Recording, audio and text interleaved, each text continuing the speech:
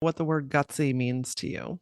Gutsy is to just really embrace our flaws, to just be like, I am imperfect and that's okay. And here is where I am imperfect. There's just so much pressure put on us to always have our shit together all the time, to be on top of things. And I believe that we need to let go of that and embrace that it's not all perfect. We don't all have our shit together. And isn't that fun? We're let's just be okay with being a little quirky and odd and different and embrace life in a more positive light of just being like, yep, here we go. We're all just figuring it out. And that's cool. You're listening to the Gutsy Podcast, where we talk about all things real, raw, and ridiculous about running a business authentically. Whether you need an inspirational pick-me-up or a swift kick in the mental ass, the Gutsy Podcast is your bi-weekly guide to getting out of your head and back into action. I'm Laura Ora, branding and mindset coach for female entrepreneurs, CEO of Works & Co., and your host on this journey through entrepreneurship. It's time to fuel your gutsy.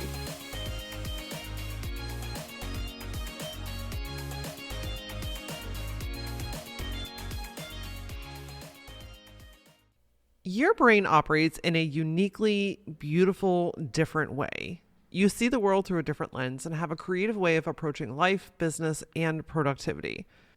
And it can also be overwhelmingly challenging to focus on accomplishing your goals and find fulfilled completion in your work. Today, we're chatting with Genie Love, a coach for professionals and entrepreneurs who are learning they have ADHD or autism later in life, about different ways to embrace the way that your mind works with productivity and focus methods that help you reconnect and accomplish your goals. Genie holds a master's degree in educational leadership as well as degrees in physical therapy and teaching. She was a special education teacher for 20 years, specializing in working with students who have ADHD and or autism. She coaches professionals with ADHD or autism to move from living in chaos to calm, to become productive, confident, and successful in meeting their professional and personal goals. This happens through her signature neuroautonomy method, which includes research strategies, mindfulness, and mental fitness. Before we chat with Genie, I want to let you know the last couple of weeks I've been kind of working on a thing behind the scenes for you. So if you're familiar with the podcast, you may also be familiar with the Gutsy Collective. This is my online community for female entrepreneurs and women that are just really, truly craving more in life and also value the support of other like-minded women. Up until now, the Gutsy Collective has been a free Facebook group, but we're taking that shit to another level because I'm hearing you. I see your comments and I see what you are craving. And that is deeper connection, clarity, and tools and techniques and how to reconnect with yourself so that you can move forward on your goals, how to get out of your mind and also be supported by other like-minded women. So while the Gutsy Collective free Facebook group is still up and running, you can also now join the Gutsy Collective Inner Circle, which is a paid membership where we're going to do all of those great things. Every month there is a mindset class. We're also going to have No Bra Sunday intuitive coaching sessions together, a separate private group just for members, and the opportunity to get more personalized service. The Gutsy Collective Inner Circle opens on October 1st. You can go to lauraora.com/gutsy-collective to sign up today. Genie, welcome to the Gutsy Podcast. Thanks. I'm so excited to be here, Laura. Absolutely. So tell me a little bit about your journey. What has led you to where you are today? Yeah, I kind of consider myself to be I am an accidental entrepreneur. This is not anything I ever set out to do or had my sights on. It was just the path that led me to this. My experience was winding, as many people's lives are. I started studying physical therapy in college. Somehow that led me to working in special education in high school. I never actually worked as a physical therapist. I just started working with students and really loving that. And that ended. So I spent about 15 years teaching high school students who had learning needs, some who were more impacted by their learning needs, some who were not as impacted by their learning needs, but So I did that in a public high school for maybe 13 years. Financial concerns come up with teachers so often, and it did in my life. When my daughter was born, my husband and I were just working, having a hard time making ends meet and paying for daycare. And he came up with this idea that I would take an international teaching job and he would be a stay-at-home father. And so then we kind of pivoted to that. And we all ended up in South America for 5 years. And I was teaching there. And in 2020, as with so many people's lives, there was some disruption. And we ended up returning to the US. Our time internationally was sort of wrapping up, and COVID expedited the whole thing and brought us back to the US. As we were looking at what was going to be best for our family, what were the next moves, it sort of came to us that maybe going back to public education wasn't going to be the best thing for our family. And so I was a stay-at-home mom, doing some tutoring on the side, supporting my daughter through COVID, and thinking about what's next for me. Where am I going? What are my goals? This is the second half of my career. So some of my former coworkers in the education system are looking at retirement, like counting down to retirement. And I'm looking at this going, okay, I've worked for 20 years. I probably have 20 more. What do I want to do? What are my goals for my family? And it was like this really great time that I got to, I mean, we struggled financially once again, but it was like this really great time to just sort of figure out what I wanted to do. So as I was researching, I found that there's a growing number of adults who are learning that they have ADHD and or autism. Some of them are getting an official diagnosis from a doctor. Many others are self-diagnosing. And I thought, well, this is something I know a lot about. I've got a lot of experience with it. I sort of specialized in working with high school students who had ADHD and autism. So I threw myself out as a coach to see if this was something people would want. And it turns out it is. And so I just started to grow this coaching program. And I've been doing it for about a year and a half. I've found great success. I love what I'm doing. I'm constantly adding to my program. I'm also offering consulting about what neurodivergence is to organizations so they can better understand their employees and work with them. So here I am now doing this entrepreneurial journey, which is much bigger than I ever thought it would be, as far as learning how to run a business. That I just thought I was going to be a coach and it was going to go great. But here I am learning how to run a business, which is fun. It's fun. It's engaging to my brain. I love it, but it's way bigger than I ever thought it was going to be. Yeah, that switch from the paycheck to the entrepreneurial world, it's a little bit of a shock, right? Because you're like, I want to do the thing that I love the most, right? I want to teach, I want to grow, I want to help people. And then very quickly you learn that there are so many other pieces that just by default come along with the journey, and you start to learn all different kinds of ways for all different types of things. Yeah, and luckily I love to learn, and so I just embrace it. Okay, we're moving forward. I guess I'm learning about marketing and I'm learning about, I don't know, all promotions and all those things so that I can tell people that, many people come to me and say, I didn't even know this was a thing. I didn't know that there was neurodiversity coaching. I didn't know there was ADHD and autism coaching. And so it's up to me to educate the world that this is something that you can get a little bit of help with. Absolutely. And in regards to your story, I think that one of the things that stood out the most to me is the question that you asked yourself, which was, what do I want for the next 20 years? What do I want this next phase of my career to look like? And that is one of the most powerful questions that I think that anybody can ever ask themselves in any situation, not even just in a career change, but even just in some of the small day-to-day decisions that we make, right? Because it's about tapping back into yourself and saying, what lights me up? What interests me? What do I feel called to do? What do I want to try? Instead of forcing yourself to continue to do something that in your spirit you're finished with.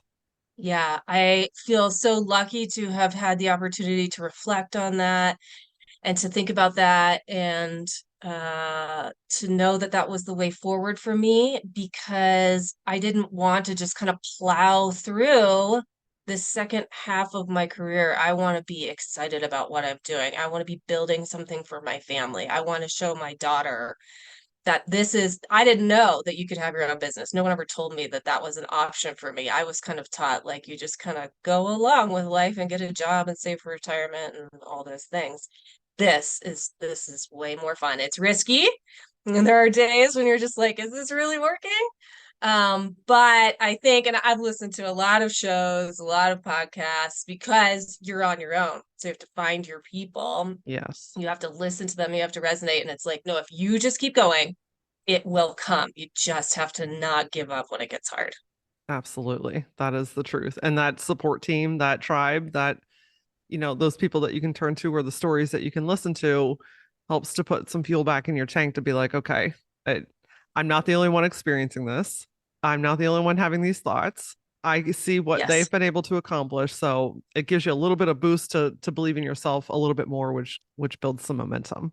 exactly. Yeah, you have to. So neurodivergency has become what I might say, just in the sake of this space, a little bit of a buzzword, and not to devalidate the actual condition, but just the way that it's been talked about, right? That can also kind of go hand in hand with awareness too. So buzz doesn't necessarily mean negative. It just means that we're hearing a lot more about it than we ever have. And we were having just a brief conversation before we started recording. And I said, look, I am not diagnosed. So if I speak out of character or if I misinterpret something, please correct me. And you were quickly to say, that's part of the conversation. That's part of the education. So let's just own the conversation and lean into it. So I just want to thank you for creating that space, because I really want everyone listening today to not only to feel seen and heard, but to maybe walk away with a couple of pieces of new information that helps them on their journey. So I'm sure we have a lot of people in a lot of different realms, right? Maybe some people just starting to learn about this in their own personal journey. Maybe some people formally diagnosed that have been living with it for a long period of time. Let's just put a little bit of framework around what is neurodivergency. Okay, so the word would be neurodiversity, and that describes a group of people whose brains just function in a little bit of a different way that is different than what we consider to be typical. So this might be somebody who has ADHD. This might be someone who has autism, who has Tourette syndrome, who has dyslexia, who has dyscalculia, which is related to understanding numbers and math and being able to visualize all that. So there are a few things. I've worked with some business employee resource groups. They kind of also include other mental health disorders in there. And so there's no hard and fast line on what is neurodiversity, other than it's just a difference in how our brains work. So that is a buzzword because we often call them hidden disorders because they're not so obvious. They don't have anything to do with gender or ethnicity, or which might be a little bit, religion and the way that we dress or something like that, which might be a little bit more outward facing. This is a little bit more internal. And I think it's hard for some people to relate to because at times we can struggle with a lot of these things. So there are times when I feel socially uncomfortable and hard to relate to people in a social situation. There are times when I'm scatterbrained and can't keep track of my things, or feeling completely off track, or like I don't have anything together. There are times when I feel a lot of anxiety and stress. And so it can be hard for people to relate to because we experience all of those on some form of spectrum. But we're talking about people whose brains are pushing them outside of that spectrum, where it really makes life challenging. So for someone who has dyslexia, reading a document can be incredibly time consuming and painful, or writing an email can take a lot of energy just to make sure that you're, getting the spelling and the grammar correct. So it can take a significant amount of time. For someone who has autism, some tasks can take an incredible monumental amount of energy, which requires recovery time afterwards. And so I think maybe I've gotten a little bit off track here, No, which this my is brain great. will do. Okay. But so it's just the diversity in the way our brains work. And I want to be able to have a conversation about all of our brains and how they work I think there's a lot of fear to look like we don't have it all together. Hmm. And so we're constantly just like trying to hold it together, all of us, in this incredibly high paced, distractive world that we live in. And so if we could I want to have the conversation, an open conversation about all of our brains work a little bit differently and make that more of a norm and not a fear. Yeah, absolutely. And that's why I think conversations like this are so important because, it not only helps everyone to understand people better, but it can help us to understand ourselves better as well. And I think that a big question right now, and I'd be curious on your guidance, is like, how do I know if it's part of, a regular part of my brain saying like I'm overstimulated in this situation versus a condition that to be diagnosed with, right? Like what is kind of that dance between those two? Okay, so the first thing I'll say about that is sometimes getting a diagnosis can be hard to get. There's not a lot of people trained to diagnose adults with ADHD and or autism, and it can be expensive, and the waiting lists can be huge. So I don't require that in my coaching program that you have a medical diagnosis. What I have found is that when people stumble online and start reading about what ADHD is, what autism is specifically, I think well, those are the clients that I coach or specifically have ADHD and or autism. But once they find the checklist, or often they'll go in with their child to the school or who will recommend an evaluation. Once they find that checklist and they start going down it, they're like, oh, that's it. That's the thing. And it's been affecting me in my entire life, all the way going back to when I was in school and couldn't manage my time, couldn't get my homework done, couldn't keep track of stuff, couldn't get started on the hard tasks. All of those things, they recognize it. And it's been carrying with them their whole lives. It's been impacting them their whole lives. And it's like it clicks. So that's how I would say you would really just identify like this is me beyond just being kind of scatterbrained and not having my shit together. Gotcha. So, I love that you're working with people, even if there isn't a formal medical diagnosis, but self-identified, right? Like, yes, Yes. I'm seeing this, I'm feeling this, I know that this affects my life. I know that I need support and I need someone that specializes in helping me to do so.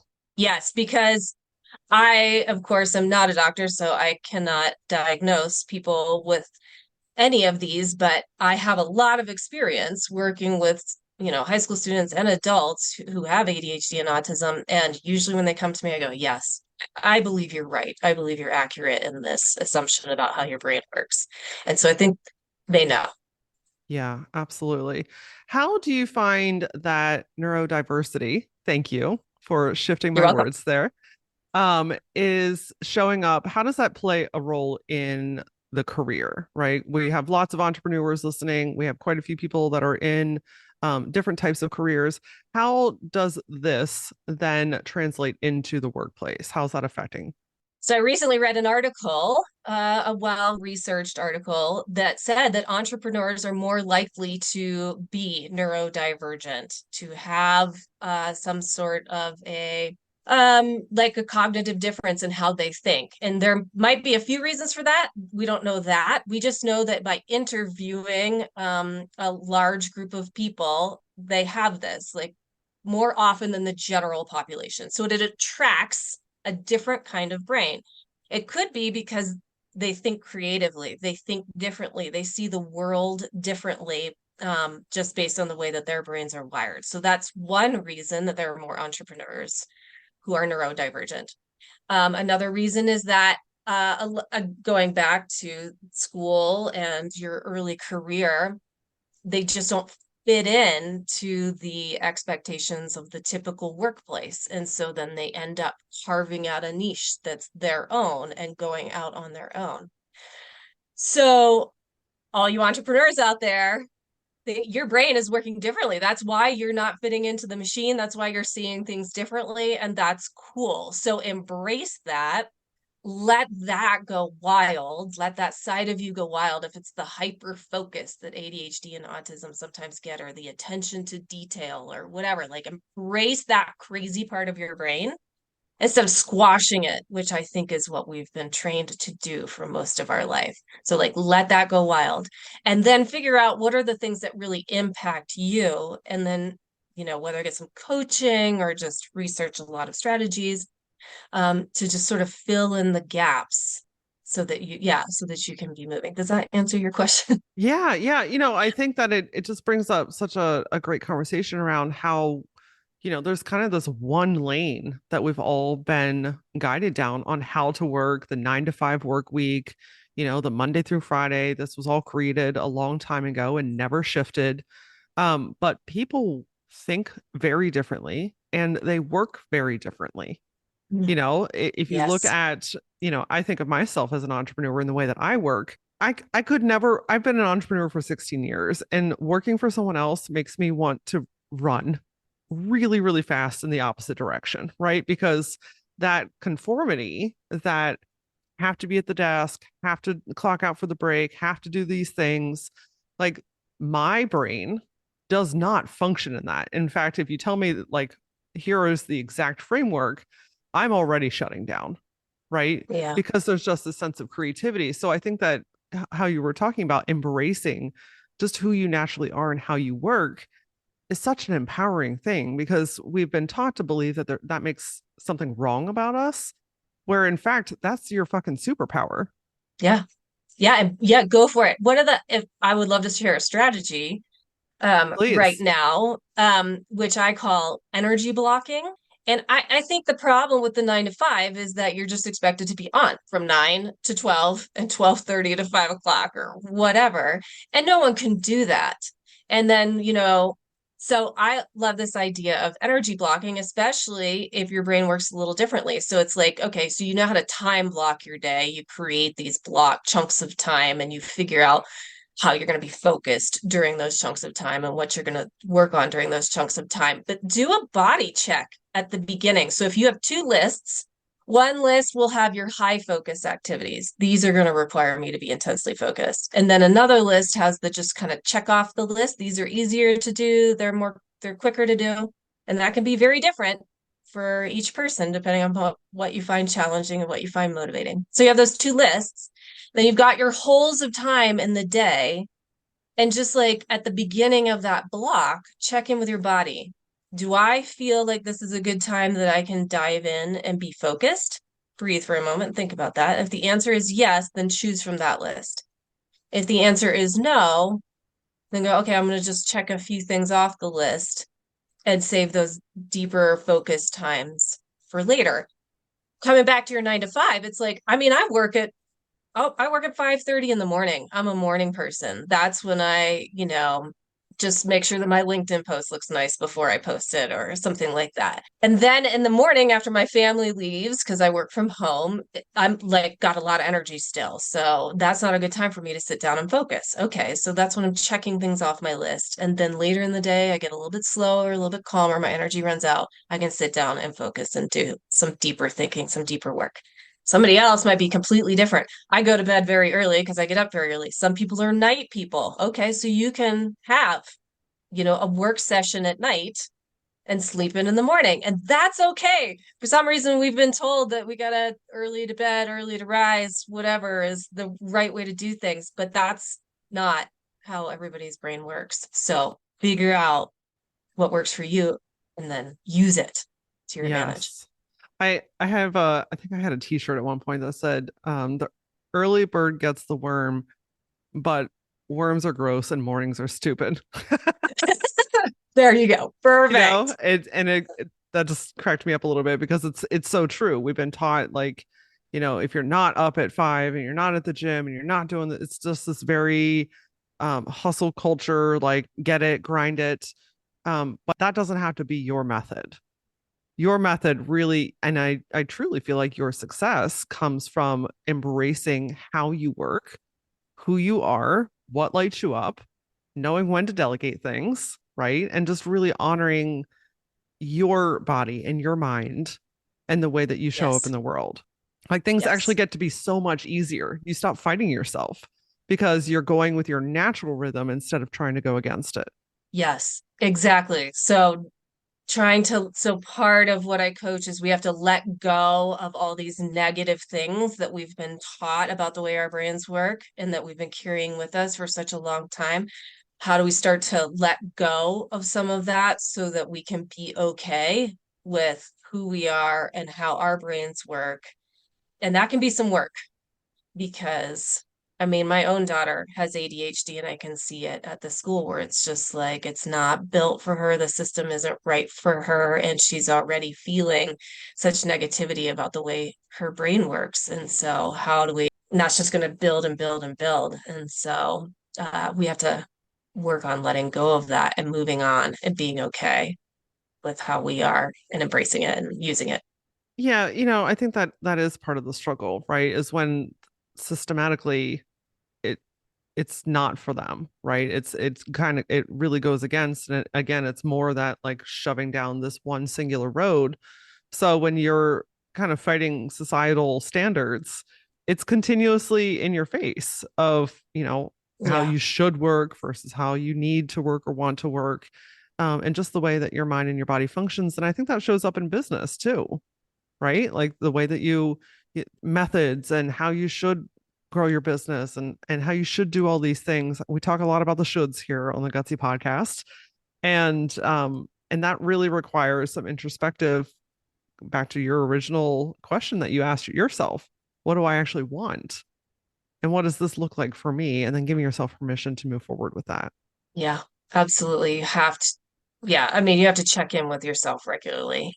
Is because, and then, there's so many of those shoulds. It's endless. And so, what is moving?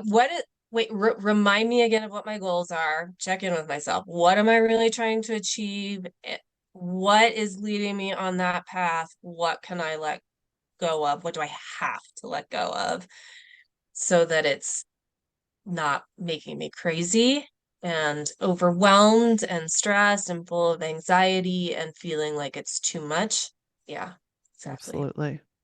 I love your list idea too, because it helps to like clearly see and define and get it out of your head of like the deeper thinking things versus the checklist things. I think that's really powerful because I don't know about you, but I think a lot of the stress and anxiety comes from trying to remember everything and to try and hold Yes. on to all that information. Is that fair to say? Yes, and absolutely that can be something with a different way of thinking is that your brain is just racing and buzzing all the time. My clients will tell me it just feels like there's so much noise in there. And so there's a few strategies to get the noise out of there. And one of the strategies is write it down. Like just I mean, I have a notebook sitting right next to me that's full of no one could even understand what it says, but it's just like it's got to come out of me so that I can focus on the thing that I need to focus on. And so I write it down. Most of it's going to end up in the trash. So that's great. You can record it into your phone and just like delete that note. So it's not like a checklist of things that have to be done, but it's like it's got to come out. It's got to be stored somewhere. And if you revisit it in a week, it's kind of interesting what you're like, oh, wait, that is something that I do need to take care of. That is something that I actually don't need to take care of. It was just felt important at the time. Let's get rid of it. And I just wanted to say that before we started this show, you were like, I'm just gonna take a moment to breathe and get grounded and centered. And that is absolutely what I recommend before diving into whatever the task is. One of the things I love most about this conversation is the emphasis on the importance of honoring who you are and the way that you work. It's when we're pushed into this box or this mold or forced to do things a certain way or told that there's only one way to do things, that's why shit doesn't stick.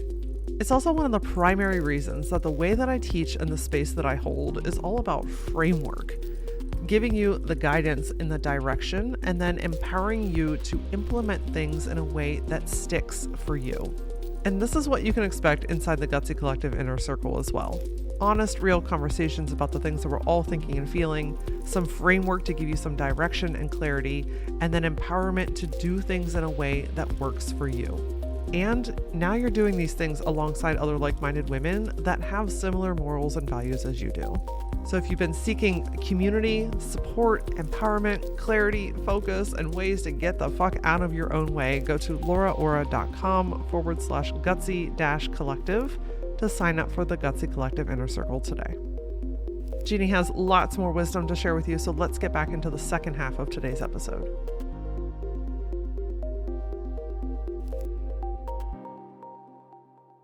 Bring yourself to the present, knit the present. Mindfulness is a big part of my program. So it's just like, okay, I'm here, I'm doing this thing. It's my routine to set up. I'm getting ready to do this. Let's close all the other tabs, pull up the windows that I need, get a fresh piece of paper. I mean, honestly, paper and pencil is amazing for your brain. And just like take a breath and be like, this is the thing that I'm doing right now. Have your glass of water, have your phone turned upside down, whatever, and get ready to do the task. And for me, that's a way to like get into the hyper focus, to get into the flow, is to be very purposeful about doing it. Yes. What are some other noise canceling tactics that you could share with us? Because I know everyone's like, oh, that I need some more of that. Okay, I have a few. Let's see. So one is just that very mindful setup for the task that you're trying to do. So usually this is a task that you've been avoiding, or you're having a hard time figuring out how you're going to start. And so just very purposefully, like, this is a clean space with everything that I need. And the phone, I mean, if you need to, just put it out of arm's reach. That is often enough to make you take pause before grabbing it. All the notifications have to be turned off. One thing I recommend is like, again, just maybe close your computer and grab your piece of paper and your pencil and go sit somewhere else, even just changing where you're sitting in the room. When I used to work in an office, I would just like pick up my chair and turn it like 90 degrees. That can spark creativity or a different way of focus just by having some sort of different perspective in the room. Turn away from the computer physically, put the notebook in your lap. You can stand and work. That can re-energize you, bring a little bit of energy back to what you're doing, and slow everything down again. But my favorite one, turning out the noise and like really getting down to the thing, is, well, okay, I'll give you two, but we'll start with this one. One is you have to tell yourself, I can do this thing or I can do nothing. And those are two choices. That's it. I am allowed to sit here and do nothing. That's okay too, because actually doing nothing's really good for your brain. So you just give yourself two choices. Like, I can't check my email. I can't check LinkedIn. I can't check my text. I can't scroll social media. I can't quickly solve this other problem. Like, I got this 2-minute phone call I need to make. No, you can't do that. It's just do the thing or do nothing. And when you just sit for a little while, the noise quiets and you can get focused. So that's like my favorite strategy. I recommend everybody try it. Just be like, you know what? I'm going to sit here and give yourself a really random number, like 12 minutes. I'm going to sit here for 12 minutes and I'm either going to do this task or I'm not going to do anything. Either one is okay. Amazing. So that's my one favorite strategy. My second one is sort of a mindfulness strategy, is when an alert is coming up at you because you have to be using your email to solve a problem and a new email pops up or whatever. A mindfulness practice is just to, like, before absentmindedly checking that, before clicking on it, just give yourself a check. Is this now or not now? Do I need to take care of this now? Okay, then I'll take care of it. Can it be not now? Could it be later? And if that's the case, then you let it go and come back to it, because you can't shift quickly between two activities. All the research shows us that our brains cannot multitask. They cannot shift back and forth quickly. So if you can just, like, for a moment, be like, wait, before grabbing the thing or clicking on the thing, do I really need to take care of this now? If yes, make a very thoughtful mental note of where you're leaving the other task, and then switch and then come back. But the best thing would be like, no, that can wait, not now. And then you can stay in the flow, keep the noise quiet, stay focused. Hmm. I love that. I really love the sit. Am I doing this or am I sitting here? Right? Like that's very powerful. And all of the methods that you're sharing, honestly, what is really popping up to me is this practice of mindfulness.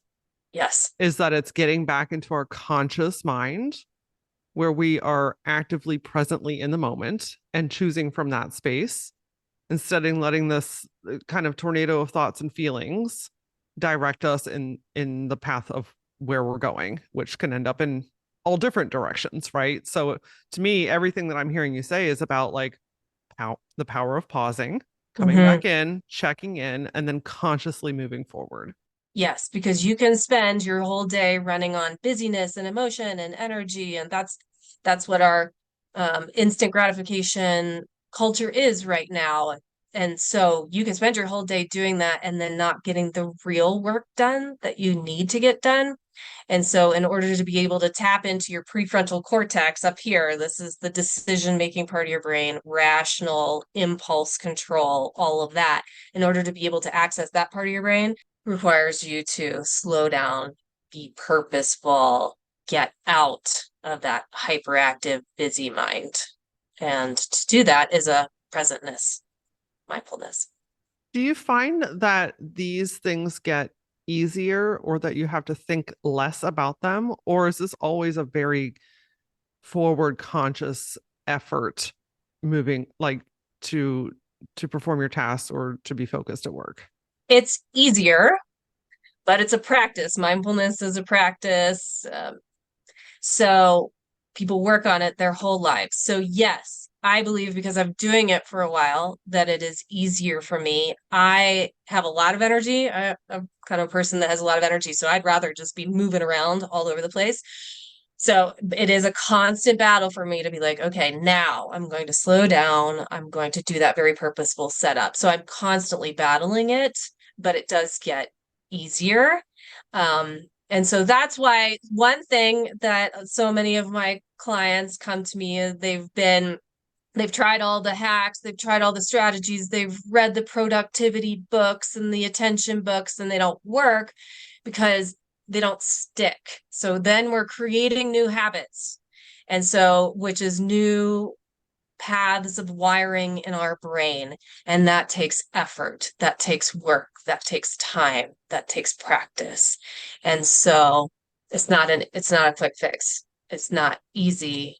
It takes time and effort and attention, but it does get easier. Yes. I think that's relieving to hear because, I know that it can be kind of discouraging in the beginning where you're like, I don't want to have to think like this. I don't want to have to put so much energy into it. Why am I like this? Right. I think it's very easy to kind of start going down that path where you start beating yourself up mentally. But knowing and hearing that it gets easier, you're creating new habits that work well with your brain. So while you still may be pushed up against it, it doesn't take nearly as much energy as what it may have before. And give yourself some grace and some compassion because your brain works differently and already kind of craves this busyness, this stimulation, right? That's the way it works. On top of that, these technology companies are paying an enormous amount of money to incredibly smart people to hack that and give us the dopamine in this instant gratification. So it's not just that your brain is already wired differently. It's like now you've got this second battle, which is they have figured out how your brain works and they're hacking into it. And so when you falter, when it falls apart and it's not working exactly how it was, and you've been doing it well, but then you fall off the wagon, just like take a breath, be like, no, I'm okay. We're going to restart and we're going to do it again. I know how to do this. So we'll just go back and we'll start again because I'm really fighting. It's like fighting a blazing fire with, I don't know, a bucket of water or something. Like it's hard to defeat what these tech companies are doing to us. It's really Yeah, hard to battle it. certainly. I know another thing that comes up, and you've mentioned it here a few times, is productivity. Especially as an entrepreneur, when the day can go any which direction and there are 100 tasks to do any given hour, actually completing things, seeing things the whole way through, being able to focus on some of your tasks. What productivity recommendations do you have? One of the best So let's see. Again, I would do your sort of energy blocking. And so usually the productivity issues we're having is on something that we don't love to do. Mm, And so know that that needs to go at a time when you're feeling, grounded and calm and slow and ready to settle in. Set up that environment to settle in. Tell yourself, I'm either going to work on this thing or I'm not going to work on anything. And then just understand that sometimes a lot of us are procrastinators in that, we don't feel the pressure to do the thing until it's really close to the deadline. And maybe just roll with that.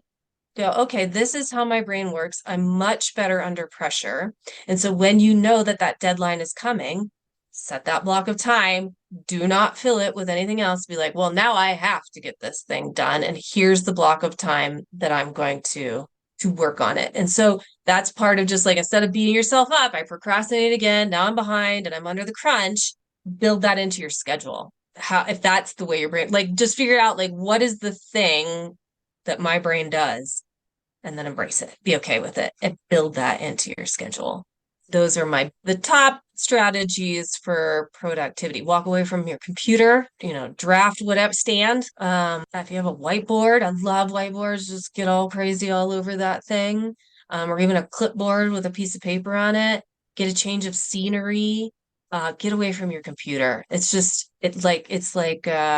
I feel like it puts up a wall because it's just the same. It's just the same. So it's not creative looking at this computer all the time. So go somewhere else. Stand and work at your kitchen counter. And I think it works. It works. It will make you more productive. Things will come more quickly. You'll be more creative. And then it'll just be like, oh, wait, I thought that was going to take so much longer.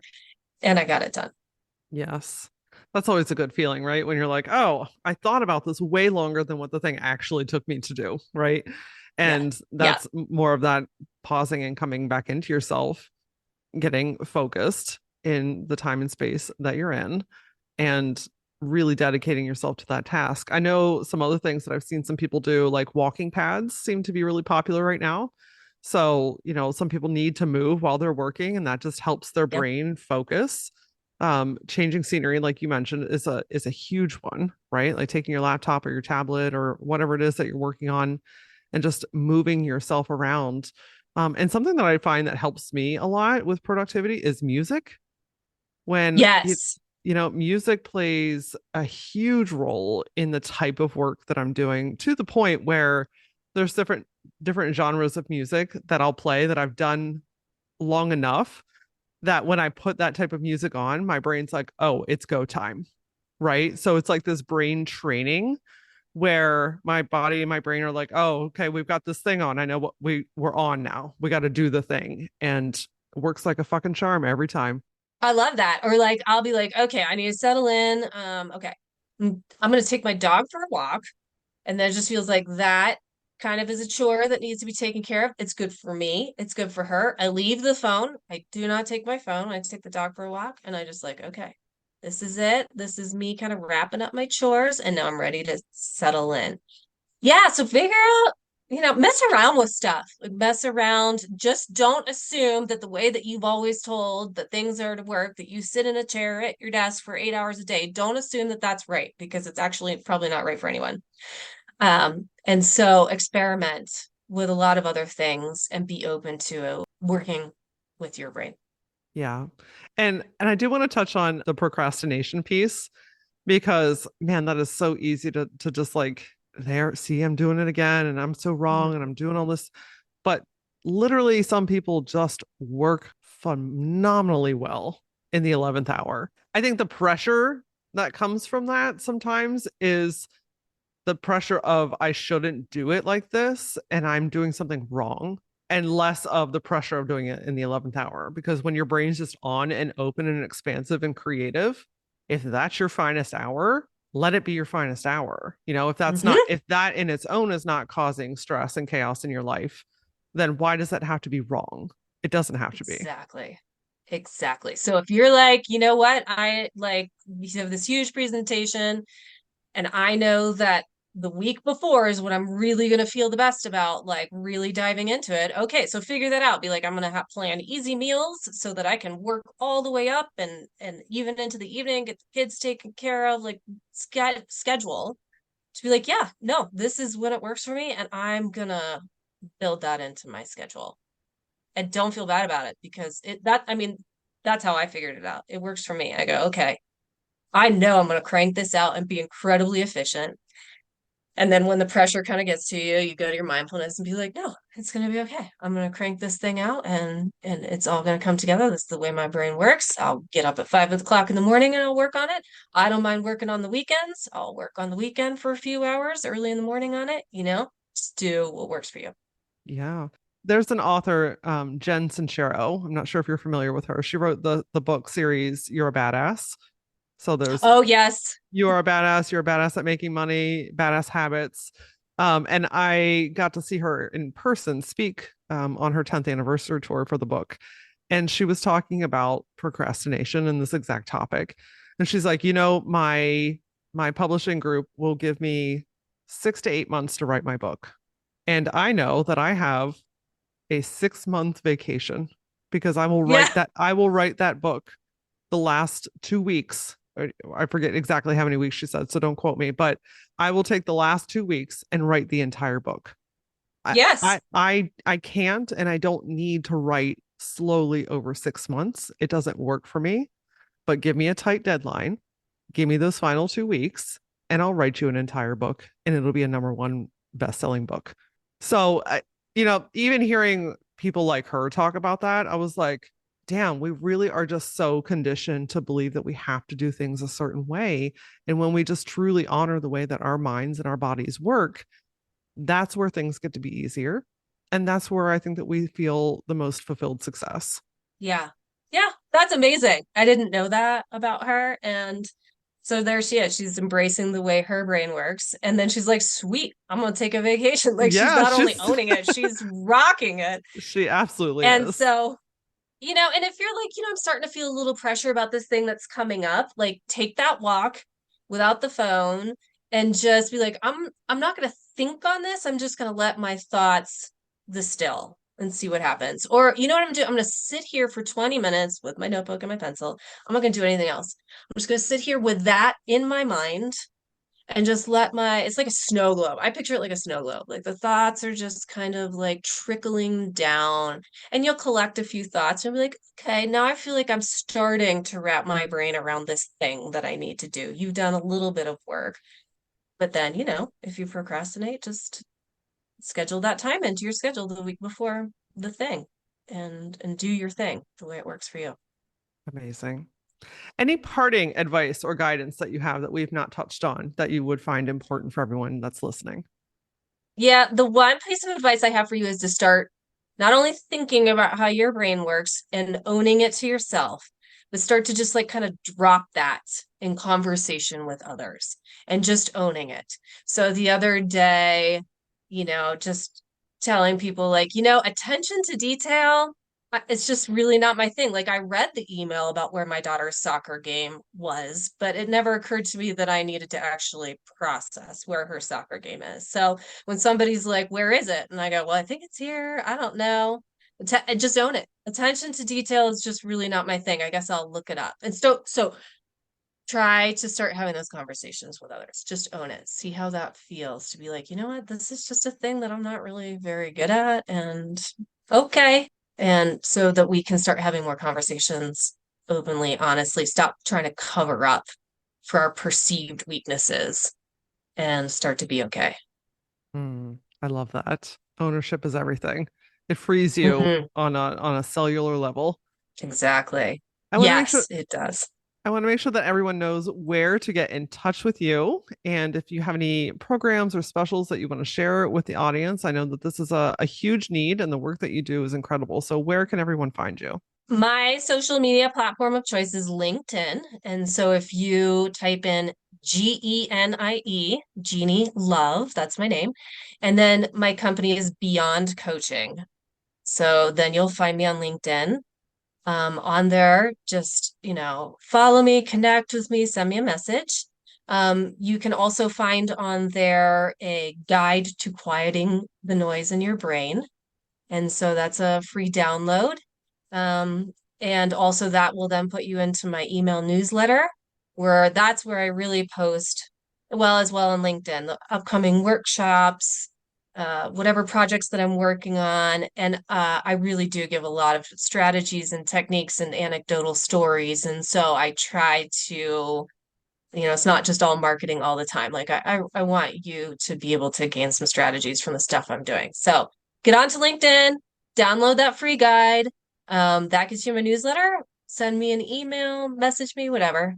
Love to talk to Wonderful. you. And I would love to know what the word gutsy means to you. Gutsy is to just really embrace our flaws, to just be like, I am imperfect and that's okay. And here is where I am imperfect. There's just so much pressure put on us to always have our shit together all the time, to be on top of things. And I believe that we need to let go of that and embrace that it's not all perfect. We don't all have our shit together. And isn't that fun? We're let's just be okay with being a little quirky and odd and different and embrace life in a more positive light of just being like, yep, here we go. We're all just figuring it out. And that's cool. I love that. We are all quirky in our own way. So I always say, like, imagine if everyone was just even 10% more of who they really truly are, Oh, how the world would just shift overnight, right? that would be fun. The happiness-o-meter, the enjoyment, the embracing, the fulfillment, like literally the Yes, vibration of the planet would change overnight. I love it. It would be so fun. Let's do it. Let's do Okay, it. everybody, let's do that. Jeannie, thank you so much for your time, your guidance, and your wisdom. The work that you're doing is incredibly profound and super needed. So thanks for sharing your wisdom with us today. Thanks, Laura. It was really fun to be here talking to you. What an incredibly powerful episode to remind us all that the way that we all individually think, work, and show up in this world does not have to look or sound like anyone else's way. And in fact, when we embrace who we truly are and the way that we work, that's where your true success, fulfillment, and joy really starts to bloom. Later this week, we're going to transition into what to do when you're feeling stuck. I know that can be an incredibly frustrating crossroads to stand at, so I'm going to give you a couple of ways to be able to shift and move through that. Until then, come get social with me, connect with me, say hello on Facebook, TikTok, or Instagram. You can find me using @thatlauraora. And as always, until I see you next time, stay gutsy.